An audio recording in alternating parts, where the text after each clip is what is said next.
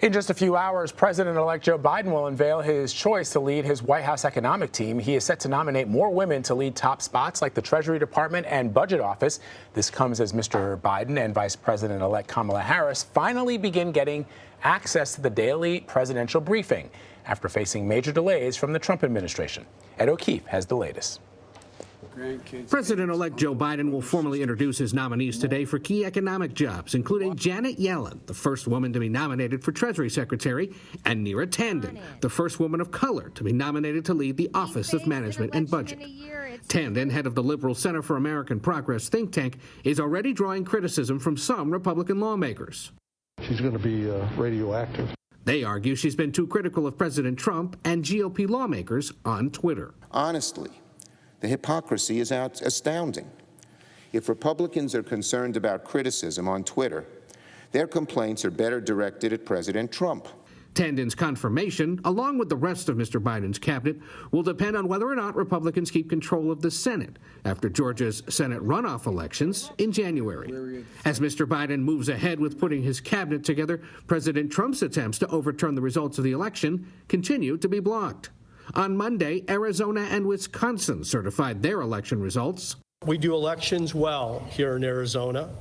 The system is strong. That's Arizona Republican Governor Doug Ducey, who joins a growing list of Republicans Mr. Trump is lashing out against for not overturning their state's legal results.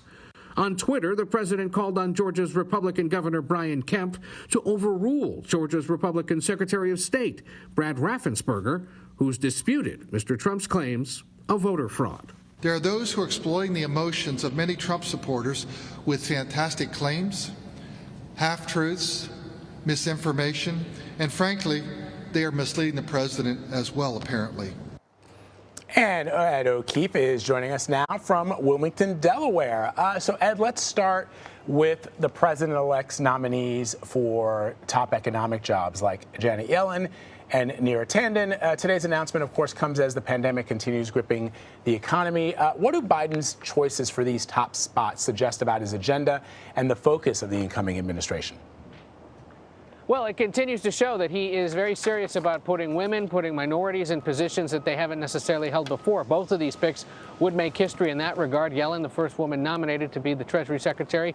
Neera Tanden, the first woman of color to be the White House Budget Director. In both cases, they have history with the president-elect. Yellen was part of a briefing on the economy and COVID for then candidate Biden and then candidate Kamala Harris earlier this year. It was kind of interesting at the time. It was believed that, that she was involved in this, but nobody thought that she'd necessarily be up for the job.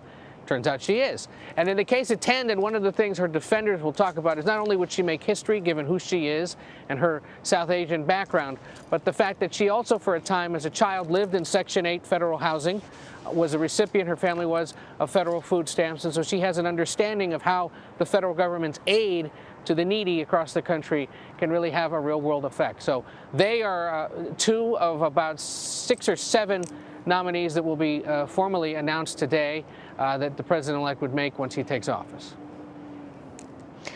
Speaking of Tandon, we saw in your piece that she's already facing some criticism from several Republican senators. She's being criticized on the left as well. But these senators could be in charge of her confirmation hearing if the Republicans maintain control of the Senate.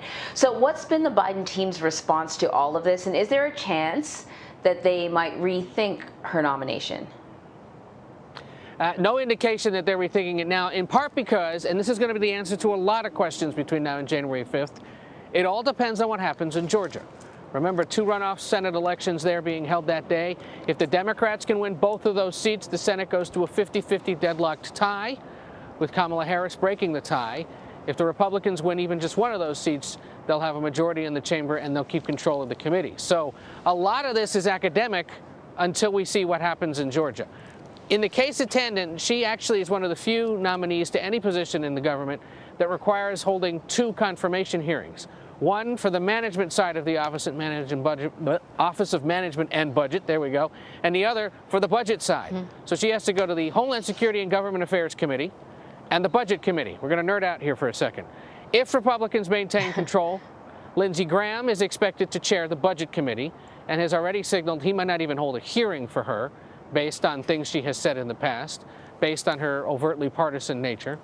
And the incoming anticipated chairman of the Homeland Security and Government Affairs Committee is Ohio Senator Rob Portman, who himself is a former OMB director for George W. Bush, also saying he's got concerns about the partisan nature of Tandon, and he might not commit necessarily, at least not yet, to holding a hearing. Part of why it's interesting with Portman, he's up for re-election in 2022, so he's one of those Republicans that's going to potentially face a primary challenge, but also potentially face a stronger Democratic challenge in a state where Democrats did a little better than they thought they might in the lead up to the election.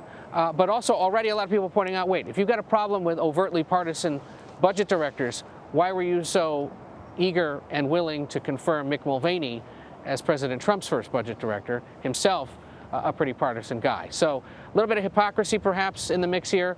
All of this, though, a signal that she's going to be one of the more controversial nominees.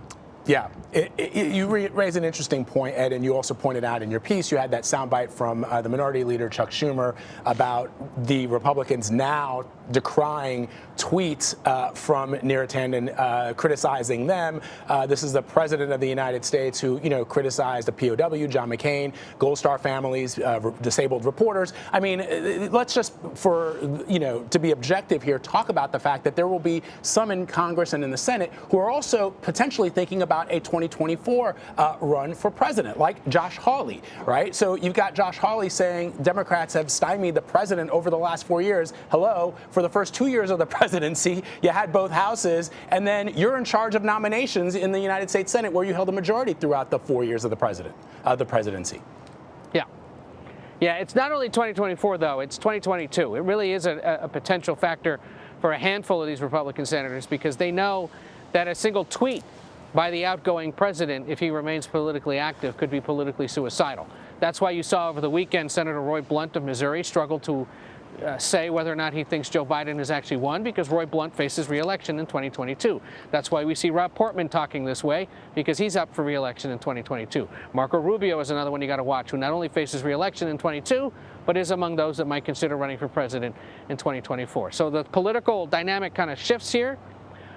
Republicans are going to have to adjust to being, in charge potentially of the Senate, or in the minority in the Senate with a Democratic president, and that affects the politics of future election cycles, especially the presidential one in 2024.